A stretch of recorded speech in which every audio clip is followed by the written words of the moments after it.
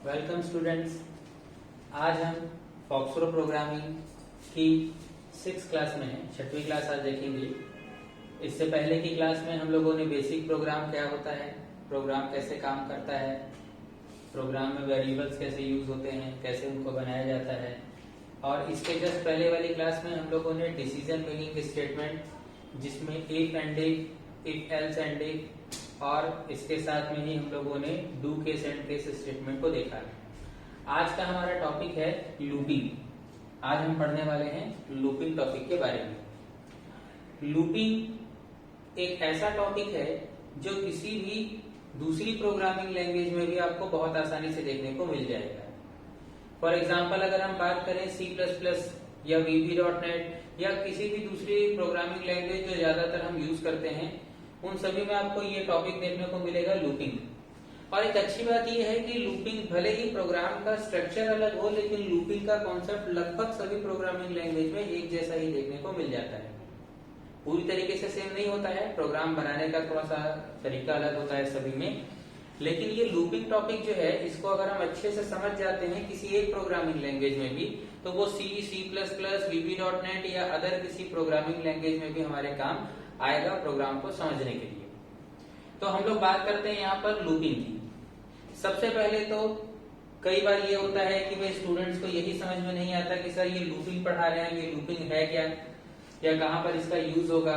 तो पहले मैं आपको यही बता दूं कि लूपिंग होता क्या है। अब आप एक नॉर्मल टॉपिक लीजिए लूपिंग में, तो यहाँ पर लूपिंग में एक शब्द आता है लूप। अब यहाँ लूप का मतलब क्या है, हालांकि पिछली क्लास में मैंने इसके बारे में थोड़ा सा आपको बताया था, एक बार मैं फिर बता रहा हूँ। लूपिंग में लूप शब्द क्या होता है, लूप का मतलब होता है, आप एक छोटा सा एग्जांपल लीजिए कि आप एक ग्राउंड है, आपके घर के पास एक ग्राउंड है, आप इस लोकेशन पर खड़े हुए हैं और आप इस जगह से चलना चालू करते हैं और आप पूरा एक राउंड यानी कि एक सर्कल कंप्लीट करके घूम के फिर उसी जगह पर आ जाते हैं। ठीक है, तो मतलब जिस जगह से आपने चलना स्टार्ट किया, आप पूरा एक राउंड एक चक्कर लगा करके उसी जगह पर फिर से वापस आ गए, तो हम क्या बोलेंगे, ये एक लूप चल रहा है। लूप चल रहा है मतलब जिस जगह से हमने स्टार्ट किया हम घूम करके वापस वहीं आ गए, उसी चीज को बार बार हम क्या कर रहे हैं, फिर यहीं से चलेंगे घूमेंगे, बार बार हम उस चीज को दोहरा रहे हैं, एक ही चीज को। ठीक है, आप ऐसा भी समझ सकते हैं जैसे कि मान लीजिए मैं एक क्लासरूम में पढ़ा रहा हूँ। ठीक है, यहाँ पर बेंच डली हुई है, ये सब बेंचेस हैं, स्टूडेंट्स बैठे हुए हैं यहाँ पर। ठीक है, मैंने क्या किया, मैंने पढ़ाते हुए मैं लाइन से चलते हुए यहाँ फिर यहाँ फिर यहाँ फिर यहाँ ऐसा करते हुए मैं एक एक स्टेटमेंट एक एक स्टूडेंट के पास गया और वापस मैं यहाँ से घूम करके फिर से क्या हुआ, फिर मैं आ गया पहले स्टूडेंट के पास और फिर से मैंने पढ़ाना चालू कर दिया चलना। तो मैं क्या कर रहा हूँ, बार बार उसी राउंड उसी जगह पे गोल गोल गोल गोल क्या कर रहा हूँ, घूम रहा हूँ। यही एक सिंपल एग्जांपल लूपिंग का। हम ये भी देखेंगे कि प्रोग्राम में इस चीज को कैसे लगाया जाएगा, लेकिन पहले आप कॉन्सेप्ट समझ लीजिए कि लूप हम बोल किसको रहे हैं। तो लूप का मतलब ये है कि जिस जगह से आप किसी चीज को चलना चालू करेंगे वो वापस आकर के फिर घूम के वहीं आ जाएगा। इसके पहले की क्लासेस में हमने देखा है कि प्रोग्रामिंग के कॉन्सेप्ट में प्रोग्राम कैसे काम करता है, तो ये आपको बहुत ध्यान से समझना है। जिन्होंने पहले की क्लासेस नहीं देखी है वो इसको जरूर देखेंगे कि प्रोग्राम कैसे काम करता है, उससे आपको बेसिक कॉन्सेप्ट क्लियर हो जाएगा। देखिए प्रोग्रामिंग का कॉन्सेप्ट ही है, जब तक आप फर्स्ट क्लास के बेसिक प्रोग्राम को ना समझें तो धीरे धीरे एक एक स्टेप हम आगे बढ़ते हैं। तो यहाँ पर क्या होता है, लूपिंग अगर हम जनरल कॉन्सेप्ट की बात करें तो प्रोग्राम एक लाइन चलाता है, फिर दूसरी लाइन, फिर तीसरा, फिर चौथा, फिर पांचवा, इस तरीके से एक एक करके आगे बढ़ता है और उसके बाद ये लास्ट में पहुंचने के बाद प्रोग्राम से बाहर हो जाता है। लेकिन अगर हम बात कर देते हैं लूपिंग की, तो लूपिंग में क्या होता है कि ये एक लाइन को चलाएगा, फिर दूसरे को, फिर तीसरे को, फिर चौथे को, फिर पांचवे को। अब प्रोग्राम बाहर नहीं निकलेगा, वो यहाँ से रोटेट होकर फिर क्या हो जाएगा, फर्स्ट लाइन पर आ जाएगा, या फिर हम किसी भी जिस लाइन पर ले जाना चाहें प्रोग्राम को हम ऐसा भी कर सकते हैं कि इसके बीच में हम लोग इसका लूप चलाएं। तो ये जो कंटिन्यू बार बार चलेगा, वापस घूम के ऊपर आएगा, फिर नीचे आएगा, फिर चलेगा, फिर नीचे आएगा, फिर चलेगा, तो इसी को हम लोग बोलते हैं लूप। अब बात यह आती है कि भाई लूप कब तक चलेगा। तो लूप चलाने के लिए किसी भी प्रोग्राम में एक कंडीशन दी जाती है। आपको एक कंडीशन तय करना होगा कि भाई मैंने बोल दिया कि ये एक कंडीशन है, 5 बार लूप को चलाना है, 6 बार चलाना है, 10 बार चलाना है, जब तक कोई कंडीशन गलत नहीं हो जाती है तब तक चलाना है। तो आप यहाँ पर लूप के लिए कंडीशन तय कर सकते हैं कि उतनी बार लूप चलेगा, जब तक ये कंडीशन सही होती रहेगी तब तक वो घूमता रहेगा, और जब ये कंडीशन गलत हो जाएगी लूप चलना बंद हो जाएगा। फॉर एग्जाम्पल अगर आप ग्राउंड के चक्कर लगा रहे हैं, तो हमने बोला कि भाई आपने चलना चालू किया, आप घूम के यहाँ गए, काउंट हो गया 1, लिखा हुआ है 5 होने तक आप घूमेंगे, फिर आप राउंड चक्कर लगाए, यहाँ आए, काउंट हो गया 2, फिर आप घूमे, फिर हो गया 3, फिर 4, फिर 5। जैसे ही 5 हुआ तो 5 के बाद 6वां राउंड ही चलेगा, क्योंकि कंडीशन पूरी हो गई। ठीक है, तो ये तो था लूप को समझने के लिए कॉन्सेप्ट। चलिए अब हम लोग एक साधारण से एग्जांपल लेते हैं, जिससे आपको ये लूप ज्यादा अच्छे से समझ में आएगा। लूप को समझाने के लिए मैं बहुत बड़ा एग्जांपल आपको नहीं बताने वाला हूं, क्योंकि अगर मैं बहुत बड़ा एग्जांपल लेता हूं तो आप कंफ्यूज हो जाएंगे। हो सकता है आपको कंफ्यूजन क्रिएट हो कि भाई कैसे ये लूप काम करेगा, ढंग से समझ में आ नहीं रहा है, या ढंग से प्रॉब्लम हो रही है हमको समझने में। इसीलिए हम एक बहुत छोटा सा प्रोग्राम लेंगे और ये क्लियर करेंगे कि लूप है क्या। जब आप ये समझ जाते हैं कि लूप क्या है, तो फिर आप आगे की चीजों को ज्यादा अच्छे से क्लियर कर पाएंगे। तो मैं आपको समझाने के लिए एक छोटा सा प्रोग्राम बता रहा हूँ। जब आप प्रोग्राम बनाएंगे, आपको पता है, हमने पिछली क्लासेस में देखा है, प्रोग्राम फाइल बनाने के लिए मॉडिफाई कमांड लिखा जाता है, और उसको चलाने के लिए डू करके फाइल का नाम हम लोग लिखते हैं। तो यहाँ पर सबसे पहले हम लोग कमांड विंडो जो है हमारा फॉक्सरो का, उसमें हम लिखेंगे मॉडिफाई कमांड। आपको पता है, आप चाहें तो 4 लेटर भी लिख सकते हैं इसके, यानी कि मॉडिफाई का मॉडी और कमांड का कॉम भी आप इसमें लिख सकते हैं। और उसके बाद हम लोग प्रोग्रामिंग अपनी फाइल का नाम लिख देते हैं, जैसे मैंने P6 लिख दिया यहाँ पर। एंटर करने पर इस तरीके से एक बॉक्स खुलेगा p6.prg, जहाँ पे आप प्रोग्राम बनाएंगे। तो सबसे पहले मॉडिफाई कमांड या मॉडिफॉर्म करके हम लोगों ने प्रोग्राम फाइल ओपन कर लिया। अब हमको करना क्या है, तो हमको एक प्रोग्राम बनाना है। इसमें हम प्रोग्राम बनाएंगे पहले। पूरा प्रोग्राम जब बन जाएगा तो बनने के बाद उसको हम लोग Ctrl+W से सेव करेंगे, जिससे ये बॉक्स बंद हो जाएगा। और फिर कमांड विंडो में डू करके हम उसका नाम लिखेंगे और उसको रन कराएंगे। लेकिन ये कब? पूरा प्रोग्राम बनाने के बाद। तो जब रन होगा तो यहाँ पर इस आउटपुट स्क्रीन पर उसका आउटपुट आएगा। अब हम एक प्रोग्राम क्या बनाने वाले हैं, जिसमें सिंपल सा डिस्प्ले करेगा 1 2 3 4 5। इसका कोई विशेष मतलब नहीं है कि 1 2 3 4 5 प्रिंट क्यों करा रहे हैं हम लोग। अगर कोई ये सोचता है कि भाई हम 1 2 3 4 5 क्यों प्रिंट करा रहे हैं, तो मैं पहले ही बता दूं, इसका यूज हम केवल देख रहे हैं लूपिंग को समझने के लिए। पहले कॉन्सेप्ट तो क्लियर हो जाए कि लूपिंग है क्या, उसके प्रोग्राम बनाने से पहले। ठीक है, तो हम यहाँ पर समझने के लिए ये नंबर को डिस्प्ले करा रहे हैं। अब देखिए ये कैसे आएगा। आप पूरा प्रोग्राम बनाएंगे, सेव करेंगे, और जैसे ही रन कराएंगे तो ऑटोमेटिक एक साथ ये 1 2 3 4 5 आ जाएगा, एक एक करके नहीं। हालांकि लूप चलेगा 5 बार तो ये आएगा, लेकिन आपको ये एक साथ दिखेगा आउटपुट में। तो अभी आप क्या करेंगे, देखिए आप प्रोग्राम बना लीजिए और सेव करके रन कराने पर ये आउटपुट आएगा। तो प्रोग्राम बनाने के लिए सबसे पहले हम यहाँ पर क्या करते हैं, हमको एक वेरिएबल की आवश्यकता पड़ेगी। चाहे तो आप वेरिएबल ऐसा बना लीजिए, स्टोर 0 to n नाम का एक वेरिएबल। या अगर आपको ऐसा वेरिएबल नहीं बनाना है तो आप अपने प्रोग्राम में सीधे ऐसा भी लिख सकते हैं, n = 1। तो यहाँ पर n एक वेरिएबल है और 1 जो है वो किसमें स्टोर हो जाएगा, तो वो n में स्टोर हो जाएगा। मतलब n की वैल्यू हो जाएगी 1। अब इसके बाद आपको ये करना है, आप कुछ भी रख सकते हैं वैल्यू। मैंने 1 इसीलिए रखा है क्योंकि मेरे को प्रोग्राम में 1 to 5 को डिस्प्ले कराना है, इसीलिए। अब n = 1 लिखे तो n नाम का एक बन गया वेरिएबल, ये वेरिएबल है, और इस वेरिएबल में क्या स्टोर हो गया है, 1। ठीक है, अब हम लोग क्या करेंगे, यहाँ पर लूप लगाएंगे। तो देखिए लूपिंग में हम 2 टाइप का लूप हमारे पास है यहाँ पर। एक है डू वाइल लूप जो एंड लूप पर क्लोज होता है, खत्म होता है, और दूसरा है फॉर लूप जो एंड फॉर पर खत्म होता है। तो सबसे पहले हम लोग देखने वाले हैं डू वाइल लूप। तो यहाँ पर हम लोग लिख देते हैं डू एक स्पेस दे करके वाइल, और फिर हमको यहाँ एक कंडीशन देना है। अब कंडीशन क्या है, तो कंडीशन का मतलब ये है कि आपको एक ऐसी स्थिति बताना है जिस स्थिति के सही होने पर लूप चलेगा। तो हम यहाँ पर ये तय कर रहे हैं कि भाई हमको 5 नंबर तक लूप को चलाना है और n की वैल्यू अभी हमने रख दिया है 1।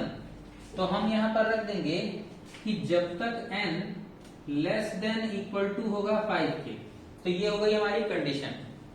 अब इस कंडीशन का मतलब ये है कि जब तक n की वैल्यू छोटी या फिर बराबर होती है 5 से, देखिए दोनों एक साथ लगा होने का मतलब है या तो छोटा हो या बराबर हो, दोनों को ही सही मान लिया जाएगा।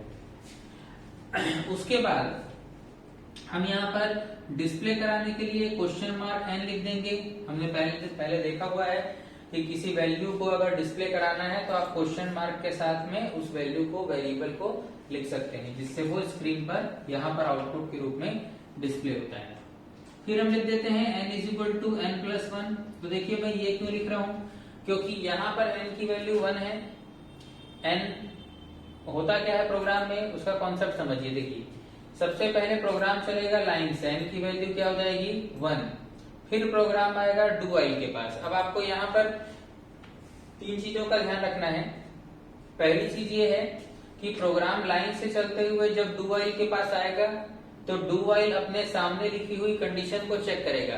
देखिए कोई विशेष चीज नहीं करना है, एक कॉन्सेप्ट होता है प्रोग्रामिंग का, उसको आप ध्यान में रखिए तो आपसे बहुत आसानी से लूप भी बन जाएगा और आप देखेंगे बहुत इजी है ये।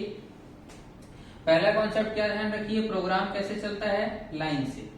दूसरा ध्यान रखिए, मैं 3 चीजें बता रहा हूं। जब डू व्हाइल के पास प्रोग्राम आएगा तो डू व्हाइल क्या करेगा, n की वैल्यू को चेक करेगा कि भाई n की वैल्यू कितनी है, 1 है। अब ये देखेगा 1 छोटा या बराबर है क्या 5 से, तो 1 छोटा है 5 से, इसका मतलब कंडीशन क्या हो गई, सही हो गई। छोटा या बराबर ना, दोनों में से कोई भी एक होना चाहिए, बराबर नहीं है लेकिन छोटा है। तो अगर ये सही पाया गया ये कंडीशन, तो डू व्हाइल क्या करता है, इसको नीचे जाने देता है। अब ये नीचे आया तो नीचे क्या लिखा है, नीचे तो लाइन से ही चलेगा प्रोग्राम, नियम है। तो क्या लिखा है, क्वेश्चन मार्क n। अब क्वेश्चन मार्क का मतलब है डिस्प्ले करना, और अभी n की वैल्यू कितनी है, तो n की वैल्यू है 1, तो स्क्रीन पर 1 आएगा। ध्यान रखिएगा पूरा बनाने के बाद सेव करके रन कराएंगे तो यहाँ पर आउटपुट आएगा एक साथ 1 से 5 तक। तो यहाँ पर n की वैल्यू 1 आ गई। अब भाई इस लाइन का काम खत्म, अगली लाइन के पास गया, n is equal to n plus 1। तो यहाँ पर n की वैल्यू है 1 प्लस 1 हो जाएगा। तो 1 n की वैल्यू 1 है, 1 और 1 कितना हो गया 2, और वो 2 कहाँ चला गया, तो वो चला गया n में, तो n की वैल्यू हो गई 2। अब जब n की वैल्यू 2 हो गई है तो ये नीचे आएगा, तो हम नीचे क्या करेंगे, यहाँ पर लगा देंगे एंड डू। ध्यान रखिएगा एंड और डू एक साथ रहेगा, बीच में स्पेस नहीं लगाना है। अब पहली चीज आपने ये समझा कि प्रोग्राम लाइन से चलता हुआ डू व्हाइल के पास आया, तो आपको पहला क्या रखना है, प्रोग्राम डू व्हाइल के पास आएगा तो वो चेक करेगा, और चेक करने के बाद सही है तो वो उसको नीचे भेजेगा। नीचे लाइन से चलता हुआ कहाँ आया, एंड डू के पास। दूसरी चीज ध्यान रखिए, दूसरी चीज है जब भी एंड डू के पास आएगा तो एंड डू इसको वापस रिटर्न कर देगा डू व्हाइल के पास। ऐसा चलाते हुए नहीं, सीधे उठा के डू व्हाइल के पास भेज देगा। अब ये डू व्हाइल के पास पहुंच गया, फिर वही चीज आ गई, डू व्हाइल का काम क्या था, कंडीशन को चेक करना। तो आपको ध्यान रखना है पहला क्या हुआ, सही है डू व्हाइल की कंडीशन तो वो नीचे भेजा। दूसरा क्या ध्यान रखना है, एंड डू ने वापस लौटा दिया डू व्हाइल के पास। अब डू व्हाइल ने चेक किया कि क्या n is equal to, n की वैल्यू कितनी है 2 है, तो क्या ये लेस देन इक्वल टू है 5 से, 2 छोटा है 5 से, सही है। सही होने पर डू व्हाइल क्या करता है, नीचे भेजता है। नीचे आया, n की वैल्यू कितनी 2, तो यहाँ पर आउटपुट में आ गया 2, क्वेश्चन मार्क लगा हुआ है। फिर अब n की वैल्यू जब 2 हो गई है तो 2 और 1, अब देखिए नीचे आएगा ना भाई, 2 और 1 3, n की वैल्यू हो गई 3। अब एंड डू के पास आया, इसने फिर वही किया, ऊपर भेज दिया, और n की वैल्यू कितनी हो गई है 3 हो गई है। कंडीशन अभी भी क्या है, सही है। फिर नीचे आया, क्वेश्चन मार्क n मतलब क्वेश्चन मार्क के साथ n को दिखाया 3 को। फिर यहाँ पर 3 प्लस 1 हो गया कितना 4, एंड टू ने ऊपर भेज दिया, क्योंकि जब भी एंड टू के पास आएगा तो वो उसका काम है ऊपर ट्रांसफर कर देना। अब n की वैल्यू हो चुकी है कितनी 4 हो चुकी है, तो 4 छोटा है किससे 5 से, सही है। नीचे आया, n मतलब किसको डिस्प्ले करेगा 4 को, अब उसके बाद नीचे आया तो 4 प्लस 1 कितना हो गया है 5, n2 उसको ऊपर ट्रांसफर करेगा, 5 छोटा है किससे, 5 से छोटा है क्या भाई, तो n जो है अब n 5 हो गया है, अब वो 5 से छोटा तो नहीं है, लेकिन अभी भी कंडीशन सही है। क्यों सही है, क्योंकि 5 6 से छोटा है, 5 से तो नहीं है, लेकिन बराबर वाली कंडीशन तो सही हो रही है। और अगर इक्वल वाली कंडीशन सही हो रही है तो इक्वल वाली कंडीशन सही होने पर क्या होगा कि जैसी इक्वल वाली कंडीशन सही होती है तो उसके बाद सही होने पर नीचे आया, नीचे आने पर क्या होगा, n की वैल्यू को डिस्प्ले करेगा, तो कितना आ गया यहाँ पर 5, और 5 आने के बाद फिर नीचे आया और n is equal to n plus 1, यानी कि 5 प्लस 1 कितना हो गया 6। अभी भी n2 उसको बाहर जाने नहीं देगा, n2 वापस उसको ऊपर भेजेगा और डू वाइल चेक करेगा कि n जो है वो छोटा है किससे, 5 से है या बराबर है, तो भाई n की वैल्यू कितनी है 6 है, तो 6 ना तो छोटा है ना ही बराबर है 5 के, इसका मतलब ये कंडीशन हो गई फॉल्स। अब तीसरा नियम काम करेगा, और तीसरा नियम ये है कि अगर कंडीशन गलत होती है तो ये इसको नीचे जाने नहीं देता, ये सीधे एंड डू से बाहर इसको निकाल देता है। क्योंकि बाहर कुछ भी नहीं लिखा है तो इसका मतलब प्रोग्राम वहीं पर खत्म हो गया, अगर कुछ लिखा होता तो वो चलता। तो फिर से मैं बता दूं, 3 चीजें ध्यान में रखिए। पहला, प्रोग्राम चलते हुए डू व्हाइल के पास आएगा, अगर कंडीशन सही है तो नीचे आया, नीचे आने के बाद लाइन से चलाते हुए एंड डू के पास आएगा। दूसरी कंडीशन, एंड डू वापस ऊपर भेजेगा डू व्हाइल के पास। तीसरी आपको ध्यान रखना है, तीसरा चीज कि डू व्हाइल की कंडीशन अगर सही है तो नीचे आएगा, लेकिन गलत है तो ये सीधे एंड डू से क्या हो जाएगा, बाहर हो जाएगा। ठीक है, आप इसमें कुछ भी कंडीशन लगा सकते हैं। अच्छा, कई बार होता क्या है कि हम लोग कोई ऐसी कंडीशन लगा देते हैं जिससे हमारा प्रोग्राम बोलते हैं सर आउटपुट ही नहीं आ रहा है हमारे प्रोग्राम में, हम तो सही लिख रहे हैं, लेकिन ऐसा नहीं है। देखिए, अगर आप थोड़ी सी भी गलती करते हैं, अब मान लीजिए मैंने यहाँ पर ग्रेटर देन का साइन लगा दिया, अब देखिए रूल को देखिए, n की वैल्यू 1 है, कंडीशन क्या है, अब चेक किया कि क्या n मतलब क्या 1 बड़ा या बराबर है 5 से, तो आप ही बताइए क्या 1 बड़ा या बराबर है 5 से, नहीं है, तो कंडीशन क्या हो गई, गलत। और मैंने क्या पढ़ाया, अगर सही होता है तो नीचे आता है, लेकिन गलत होता है तो सीधे एंडू से बाहर, तो यहाँ पर सीधे एंडू से बाहर हो गया। अब एंडू से बाहर होने से क्या होगा कि कंडीशन क्या हो गई, पहली बार में गलत हो गई तो प्रोग्राम जो है वो एंडू से क्या हो गया, बाहर हो गया। तो इस तरीके से एक बेसिक कॉन्सेप्ट हमने देखा किसका, डू व्हाइल लूप का, कि डू व्हाइल लूप का बेसिक कॉन्सेप्ट क्या है। ठीक है, अब इसी तरीके से अगर मान लीजिए ये सेम प्रोग्राम, ध्यान रखिएगा ये पूरा प्रोग्राम बना करके कंट्रोल W से सेव करेंगे और उसके बाद डू करके नाम लिखेंगे फाइल का, जिससे ये पूरा प्रोग्राम रन होगा। ठीक है, अगर कहीं पे कुछ गलती करते हैं तो उस लाइन पर एरर शो करेगा। अब सेम 1 से लेके 5 नंबर का ही प्रोग्राम मैं आपको समझा देता हूं फॉर लूप से। अब देखिए ये फॉर लूप से कैसे बनाएंगे हम लोग। मान लीजिए मैंने एक नई फाइल बना दिया, यहाँ पर P7 नाम से फाइल बना दिया मैंने। तो फॉर एंड फॉर क्या होता है, ये भी लूप है, काम डू व्हाइल जैसा ही करेगा। तो देखिए हम इसमें क्या करेंगे, सबसे पहले तो हम एक काम करते हैं, इसको बनाना बहुत इजी है। अगर आप वेरिएबल डिक्लेयर करना चाहें तो आप स्टोर से वेरिएबल डिक्लेयर कर लीजिए, स्टोर 0 to n। नहीं करना है तो आप सीधे अपने प्रोग्राम में लिख दीजिए यहाँ पर for n is equal to. अब देखिए ये क्या होता है, काम ये भी वही करेगा लेकिन इसका थोड़ा सा स्ट्रक्चर अलग है, और बोले तो थोड़ा छोटा स्ट्रक्चर है। अगर आपको फॉर ज्यादा सिंपल लगता है तो आप उससे भी प्रोग्राम बना सकते हैं। हमको करना वही है, 1 से लेकर के 5 तक के नंबर को दिखाना है। तो अब ये फॉर लूप से कैसे होगा, देखिए हमको बस यहाँ लिखना है n is equal to 1 to 5। तो n is equal to 1 to 5 का क्या मतलब हुआ कि n की वैल्यू कितनी है, 1 है, और ये 1 से कहां तक जाएगा, 5 तक जाएगा। ठीक है, तो देखिए हमको करना क्या है, 1 से 5 तक ले जाना है। तो हमने n की वैल्यू क्या रखा, 1 to 5। आपको अगर इसको 10 तक ले जाना है तो आप 10 कर दीजिए, आपको अगर 5 से 50 करना है तो 5 से 50 कर दीजिए, वो आपके ऊपर है। अगर मैं आपको बोलता हूं कि 2 से 10 प्रिंट करो, 2 3 4 5 6 7 8 9 10, तो आप यहाँ 2 लिखेंगे, यहाँ 10 लिखेंगे। उसके बाद आपको यहाँ पर क्या करना है, स्टेप और एक स्पेस देकर के 1 लिख देना है। स्टेप 1 का मतलब है 1 प्लस होगा, लेकिन अगर आप स्टेप 1 ना भी लिखें तो वो डिफॉल्ट रूप से +1 ले लेता है। ठीक है, अब आपको क्या करना है, यहाँ पर क्वेश्चन मार्क n लिख देना है और फिर नीचे लगा देना है एंड फॉर। एंड और फॉर में भी बीच में स्पेस आपको नहीं रखना है। अब डू व्हाइल लूप का जो स्ट्रक्चर था वो स्ट्रक्चर यहाँ पे इतना छोटा हो गया। अब मैं आपको इसके बारे में बता दूं कि ये कैसे काम कर रहा है। तो देखिए ये कैसे काम कर रहा है। तो सबसे पहले n इज इक्वल टू क्या है, यहाँ पर 1 है। अब n इज इक्वल टू 1 है, इसका मतलब ये हुआ जब प्रोग्राम चलेगा तो n की वैल्यू होगी 1। चेक करेगा कहां तक चलना है, इसको 5 तक चलना है। कंडीशन सही है, ये इसको नीचे भेजेगा। n की वैल्यू क्वेश्चन मार्क है, इसका मतलब वो n को, और n कितना है, n 1 है, तो 1 को डिस्प्ले करेगा। फिर एंड फॉर, जैसे एंड डू व्हाइल के पास भेजता था, तो एंड फॉर क्या करेगा, फॉर के पास भेजेगा। जैसे ही फॉर के पास गया तो जाने के बाद क्या होगा, स्टेप 1 का मतलब है इसमें +1 हो जाएगा, मतलब n की वैल्यू 1 से बढ़ के कितनी हो जाएगी, 2 हो जाएगी। अभी भी इसने चेक किया कि 5 तक चलना है, इसको नीचे आ गया 5 तक, तो नीचे आते रहेगा कंटिन्यू, क्योंकि कंडीशन 5 तक की लगी हुई है।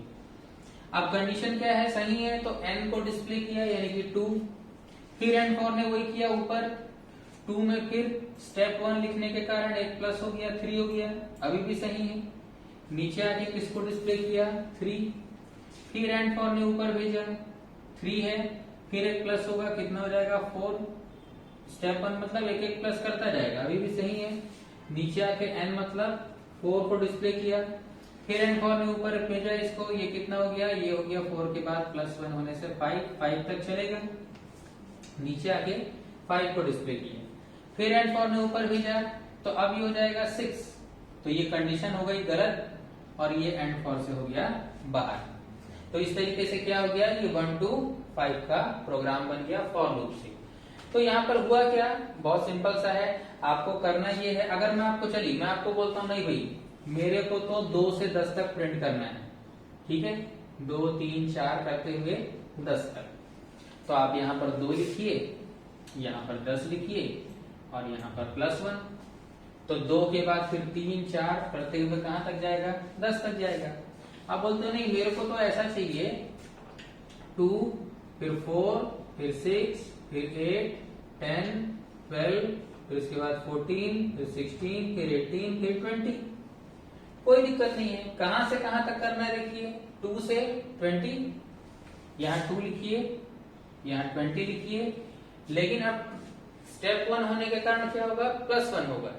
तो आप एक काम करिए, आप इसको स्टेप 2 लिख दीजिए। अब क्या होगा, अब 2 का इंक्रीमेंट होगा, 2 के बाद 4 4 के बाद 6 6 के बाद 8 20 तक जाएगा।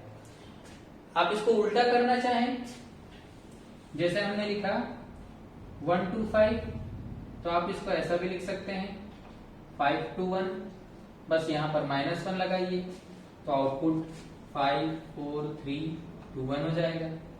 तो इस तरीके से हम लोगों ने देखा कि लूपिंग का मतलब क्या हुआ, कि प्रोग्राम कैसे चलता है, कंटिन्यू तो चलेगा इस सीक्वेंस में जो प्रोग्राम का बेसिक स्ट्रक्चर है, लेकिन वो प्रोग्राम बार बार चलता रहेगा तब तक जब तक दी गई कंडीशन गलत नहीं हो जाती।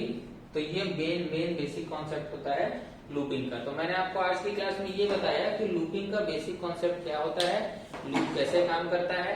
हम लोगों ने 2 लूप को समझने के लिए छोटे छोटे से एग्जाम्पल लिए, ज्यादा बड़ा एग्जाम्पल मैंने यहाँ नहीं बताया है, क्योंकि आपको कॉन्सेप्ट पहले क्लियर होना चाहिए। एक डू व्हाइल लूप और दूसरा फॉर लूप समझ जाते हैं तो आप बड़े प्रोग्राम भी देख सकते हैं उसमें। ठीक है, तो आज के लिए इतना ही, आज की क्लास में हमने इतना देखा। धन्यवाद।